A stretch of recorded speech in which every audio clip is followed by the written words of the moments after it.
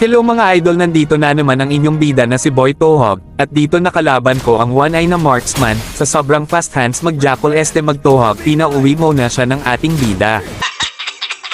At dito mga idol, tinohog siya ulit ng ating bida, balak pa sana niyang tumakas kaso binato siya ng open sibat ni Boy Tohog at siya ay pinauwi mo na para makapagpahinga. Anyabang mo, angas mo ah. Dito nakita ulit namin si One Eye at pinagtutulungan naming dalawa ni Lastikman at pinauwi siya. Dahil ang lakas ng pangamoy ni Lastikman at ni Boy Tohog at ayon pang-apat na uwi na niya. Napakapangit ng ugali mo. Dahil sa sobrang kabaitin ni Boy Tohog, tinulungan yung kakampi niya at tinuhog yung mga kalaban at naka-double kill pa si Boy Tohog. Balak pa sanang agawin ang pagum ng asong lobo pero di papayag si Boy Tohog. Kapal na mukha mo! At dito na nagtatapos, maraming salamat sa panonood. Kung di ka pa nakasubscribe, mag-subscribe ka na.